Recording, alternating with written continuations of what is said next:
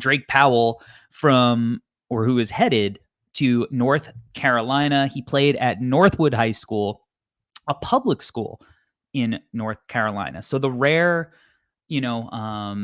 high-level prospect who has played public school ball. He is listed on the UNC website at 6'6", 195. Not sure about his wingspan. He will be 19.8 years old on draft night. Where are we going to start with Drake Powell? Sorry, I had my mic muted. Where should we? Offense? Offense is good. Not a fun answer considering I always say offense. Yeah, we're gonna start. We're gonna start with the offense. Yeah. So, at what part of the offense do you want to start with? It looks like. Oh, I thought I deleted all of the notes that I took just now. And it turns out I didn't. So that's good. Let's start with the shooting, actually. Let's start with the shooting. Because I think that the shooting is one of those things that is going to separate Drake Powell as a prospect on how consistent he can be as a shooter, what kind of shots that he is knocking down. So what did you think about his shooting and shot making? To be honest, Corey, I kind of went back and forth on it. I really, really wanted to get your opinion on it because I think it's good. I think he will be a good shooter. The only thing, and this, of course, and why I want to shoot it over to you soon is because watching him shoot, I felt like sometimes it took him a whole quarter to get a jump shot off. And what I mean by that is like, I thought his release and stuff like that was really slow at times. Like it just took him a while, but maybe it's just me. So wanted to get some feedback from you, but overall, I think he's going to be a good shooter. I think to start, at least for UNC, that might be how he gets on the floor. I feel like he's going to have to play a bit of an off-ball type of role, so the shot better be going in for him because of the guards that they have heading into the season with Cadeau coming back, and they got Jackson coming in, and they just have a plethora of guards. I feel like he's gonna correct RJ Davis. Forgot. Local guy for you, right? I just feel like he's going to have to shoot it from outside, and I think he will. So let me stop there and hand it over to you. My only critique from when I watched him was like, I thought the shot took too long sometimes, but totally ready and willing for you to tell me otherwise. Yeah, I think it is somewhat of a long release.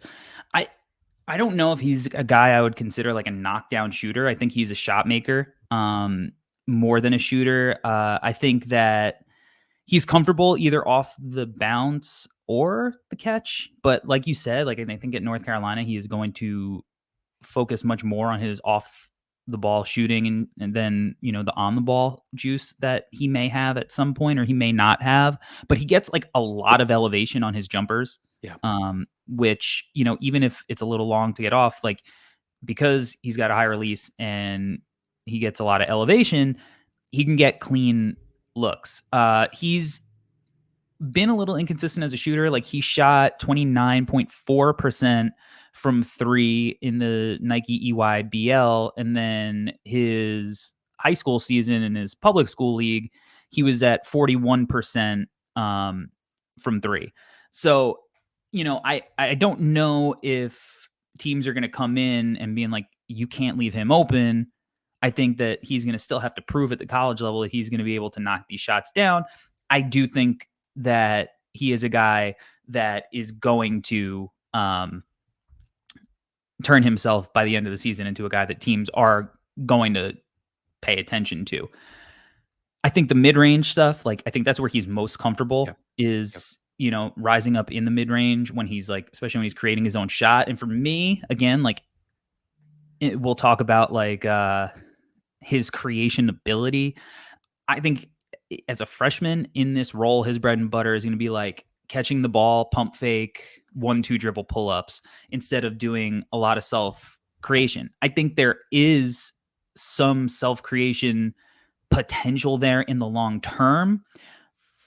I just don't know if we're going to see it next year. And to be honest, I don't know if that's going to be a big part of his game, even at the next level. I think Mm, I'm a little bit yep, lower yep, on like his full scoring arsenal than maybe some other people are that, mm, I've seen like either do articles or videos on the internet, even, without, uh, outside of no ceilings. Like I know Tyler Metcalf is really high on right, Drake Powell, with us, but even in other outlets, like I've seen, and I'm a little more skeptical of some of that stuff. I think. sure.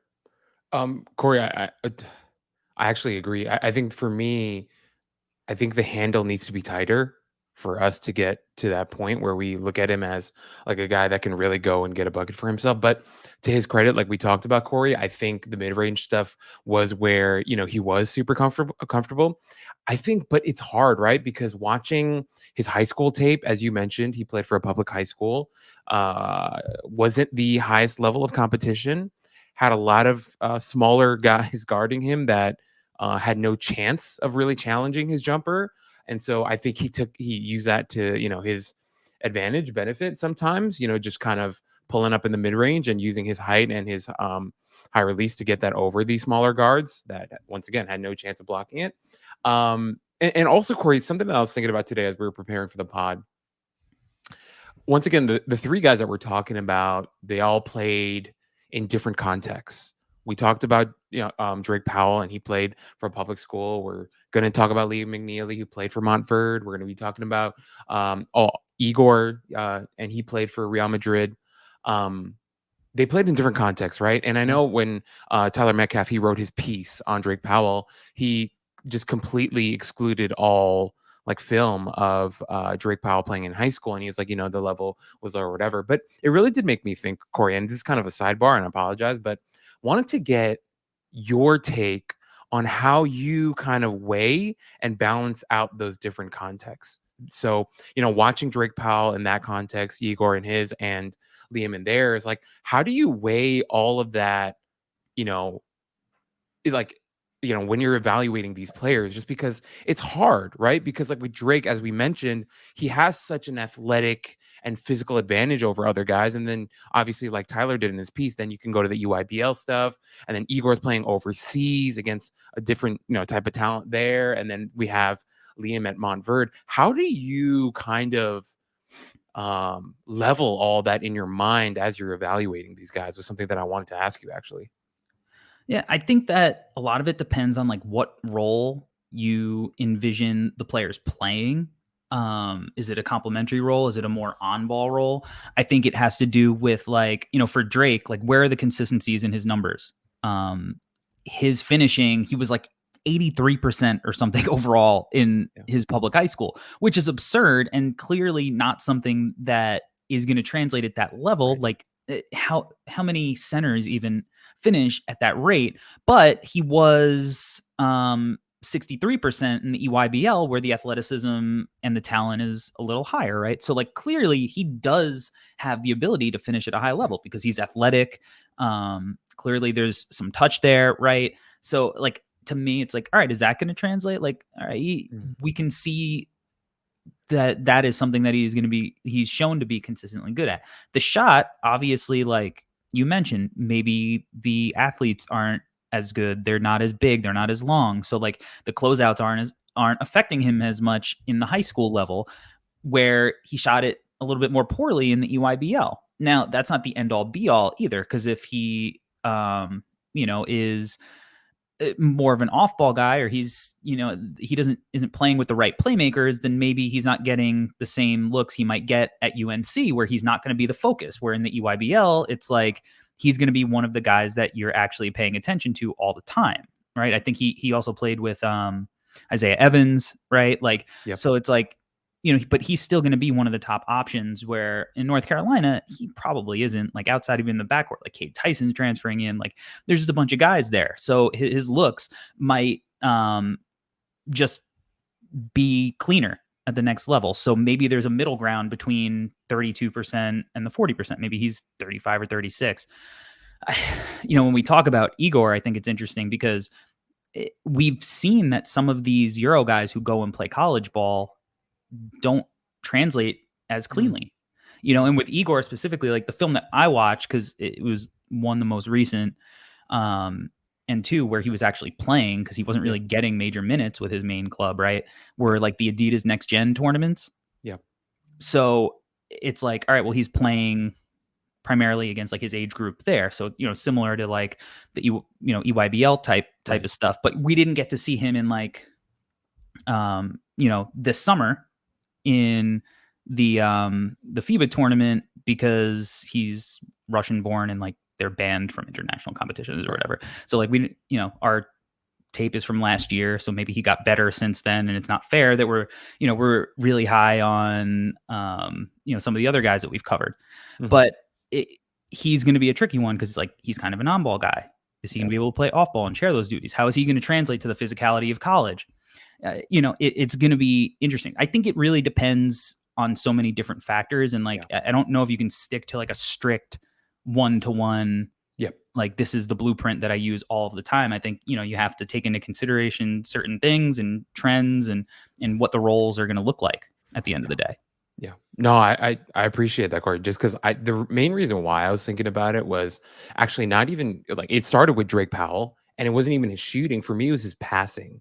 Mm, Because I was thinking about I was watching him, and I was like, oh, there are some flashes of some nice passing with him, but at the same time, like then my brain was trying to reconcile, like, oh, is this just happening because like he has like a foot over everyone he's playing, and it's just easier to see the floor and things like that. So like I was just trying to reconcile all that and thinking about these guys and wanting to evaluate them fairly and thinking about, how I want to, because eventually, like, at end of the day, we know pretty soon we're going to be submitting big boards and doing, mock drafts and all that stuff. And so for me, like, I'm just trying to preemptively kind of prepare for all of that. And so was trying to weigh all that. And yeah, but going back to our original point with Drake, like, I think with him, Corey, it's an interesting thing. And off the record, we talked about him, I think about a month ago, after we had finished recording a pod. And I told you then, and I still feel that now, I'm not 100% sure on him because I personally felt like there are some moments where like I felt like his focus kind of came and went.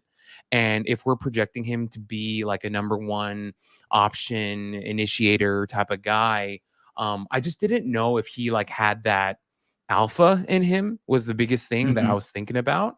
And after doing like the deeper dive, I don't want to get to a point where I'm saying we've done a deep dive yet, at least me personally.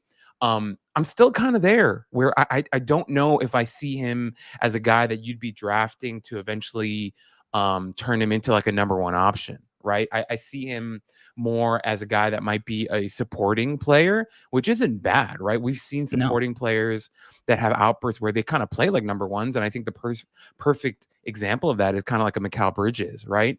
A guy who was a support player in Phoenix, and then he gets traded to the Nets, and then for like a half a season goes absolutely off. And then the following season, he kind of comes back to earth. And now where he's at with where he's like what he'll be with the Knicks is he's probably going to be like a third option, right, with the Knicks. And that's kind of going to be great for him. And he got paid, and he's highly regarded in the league.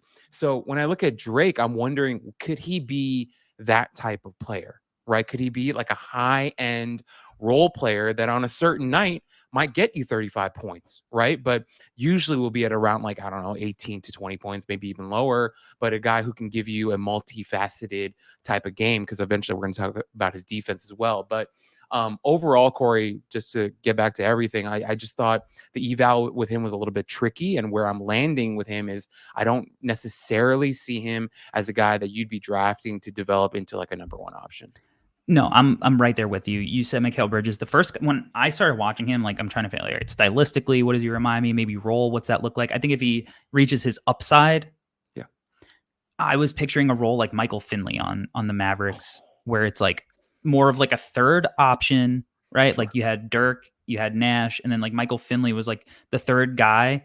Sure. He almost operated as like the second scorer, right? Because he was like a little bit more obviously aggressive at that point than Steve Nash was. Um, but kind of like a potential two-way athletic guy. Now, I think his self-creation kind of has a long way to go to kind of get to that point, because I think Finley was like a little bit smoother Yeah. than Drake Powell. You mentioned his playmaking. Yeah, he's shown some flashes and stuff, but like I don't think his processing is where it needs to be Yep. Like, I don't think he anticipates where guys are going to be rotating. So he'll throw balls that lead to turnovers that are just Yep. like, that's not going to be there at the next level. Um, and so I feel the same way almost about his self creation. I feel like he's so straight line drive heavy that like when he's trying to do things sometimes, like to me, like at the next level, I could see him just being like, oh, this dude's gonna like barrel into somebody and it's gonna be a charge. Like, so I think, the thing about him though is like when he gets in the mid range, he can just rise up and shoot over you and hit tough shots. So like clearly there's something there, but it's like I don't want him to have the ball and be a guy who's making decisions at with high usage. I want him to be a guy who's gonna, go and get buckets, and that'll be his focus. Make smart decisions moving off of the ball. Definitely make guys pay off rotations, but like isn't trying to manipulate ball screens and whatever. Like I Right. think he's more like quick reads rather than a guy you trust to do it all. Because for that, I just don't see a lot. Right now. Maybe next year he shows something different, but like, at the same time, like how often is he going to have the Yep. ball with RJ Davis and Situation. Elliot Cadeau running, offense so much because those guys are just way better decision makers. And Yep. like RJ Davis is like, he's going to be somebody who's probably in the running for player of the year. Right. So Right. like national player of the year. So in that context, like North Carolina might be good for him because his responsibilities might let him play to his strengths. Yeah. Yep. Yep. No, I love that, Corey. Everything that you mentioned, we've already talked about, right? With the roster and the situation that he's going to be in, it's kind of automatically, just organically, going to kind of limit some of the things that he's going to be able to do. But no, I'm right there with you. I think the Finley comp is such an interesting one, right? A guy that doesn't get mentioned a lot, when people think about scorers and two guards and whatever, but a guy that was a really, really good NBA player. And eventually, towards the tail end, obviously he fell off a little bit, but age happens to everybody. But a guy that, during those years with Nash and Nowitzki and Josh Howard was a guy that was a very valuable player for that team. And so if Drake Powell can get to that level, that's I think that's a pretty nice outcome for I mean, him, it's a high right? bar. It is. It's a high bar, but look, if he's just like a fourth option on offense who's like, focusing on the defense and Mhm. rebounding and stuff, then that's something interesting too. Yeah. You just maybe don't take that guy as high as, Top 10. the top 10 necessarily, right? Like you mentioned like the alpha, the dog in him. Like I don't like if you watch the state championship game that his team loses, I just kept going, you got to do more. Now he came Yep. out in the third quarter and went on a little run, but it was like it just always felt like you just wanted him to get the ball, take over. Yes. You're the best player on the floor. Like, let me see it. So he doesn't have to have that if that's not going to be his role. If Right. he's more prone to be playing off of other guys who are going to do that. But yeah, like so offensively, to me, he's a third option. Like that's what I think his ultimate role is. That's what I think is going to be Yeah. best for him. Yeah. But Corey, I just want to say, I think the reason why you and I are bringing this up right now is because of exactly what you said previously, in that the way that people are talking about him, I think there are people out there that are projecting him to maybe have that skill set to be a number one.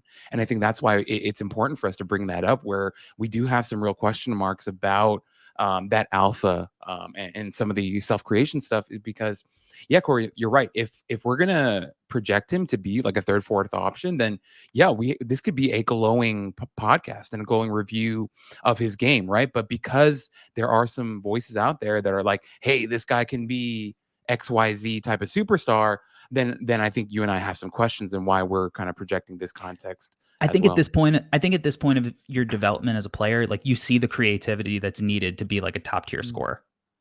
mm. There's like a ball handling slickness, there's Yeah, there's shake, there's all this stuff that I just think is really hard to develop to a certain right. point. And like if you think of like the some really good third options in the league, like even that is you have to have like a certain level of polish to get to, right? Like so it's not to say he needs to hone that stuff in and totally transform the way that he creates space to make a ton of money if he focuses on other stuff. Like guys get paid hundreds of millions of dollars to do the Yeah. dirty work. And if you like look at how he rebounds the ball on the other end. Yeah. he goes and gets rebounds. Like he is completely different, I think, than the way that he is offensively. Like he's going and getting the rebound. Yep. So like if he does that, if he defends right, and like we talk about the defense, we transfer over to that. Like he's got the great physical tools. He moves well laterally, right? He's got length. He bothers shooters. He can come over and like protect the rim from the weak side. Now, I'm always weary about how valuable we consider that to be for like, to me, he's like a 2-3 swing wing rather, I think like secondary rim protection, when we talk about it, it's like even the elite shot blockers are really blocking 2 shots a game, 2.5 shots a game. And it's like, how many shots is he really going to impact at the rim? You know what I mean? Yeah. But, if he can be a pest on the ball and I think get better off the ball, like I think he's good at rotating over and making athletic plays, but a lot of times he's just like completely face guarding his man and taking himself out of the play. And I thought it was maybe just something he was doing in high school because it was like schemed that way. But then like I also saw him doing it in the EYBL and I was like, this is just something he's doing. And it's like, you're taking your man out of the play, but you're also taking yourself out of the play a lot of times to be in the right spot in rotation. So I think he's got all the tools to be a two-way guy. I just, what kind of level of the two-way guy I'm a little more skeptical on. So to me, that's a guy who like, yeah, he could definitely work his way up in the lottery, but a lot of it's going to be based on like heavy projection because I don't think his offensive role is going to be enough to show that, and you're going to be betting on tools maybe more than production. I think that could be scary in a lot of cases, and I think right now where I see him, I would be afraid to kind of bet on him too high, given kind of like where I have other prospects right now. Right. Yeah, I mean the the way that people are talking about him, right, and the value of the pick that you might end up using on a guy like Drake Powell, and then what you end up getting back. Maybe it's but on the flip side, to kind of play devil's advocate for myself, I think he's a pretty safe pick. Yeah. So if he's, there's probably a pretty good chance you look back, you're like, oh yeah, he's going to be one of the 14 best guys. Maybe we'll see, right? We'll see how his college season goes. Can't we look at it as like, what if he's this year's like Patrick Williams or? You see, I was thinking about Patrick Williams earlier, like today. Yeah. Because I had that same thought, and then part of me was like, yeah, but Patrick Williams is taller. True. Because I also thought about DeAndre Hunter, but then the same thought came. Yeah, Hunter was also taller. Because he's kind of one of the, like, he's listed at 6'6". Who knows if I've seen him listed at 6'5", Right. So I think he leans more 2'3" than like 3'4". And, like, I think though that kind of player, not always as valuable as the guys who are just slightly taller, because you're betting, them to be more versatile defensively and, guarding multiple positions, all that. So, I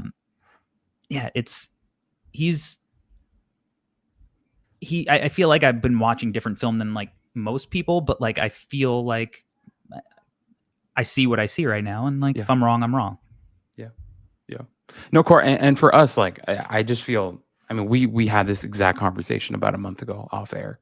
So I feel like even after going deeper into the film, I still feel exactly the same. Like I had real question marks then, still have them now, and would like to see how this all turns out during his freshman season at UNC. But once again, like the caveat there is that the situation, I don't think, is going to offer us a lot of answers that'll kind of have us leaning in a different direction. And once again, and Corey, you said it before, but our like the overarching tone that we're taking with him is not that we think he's a bad player.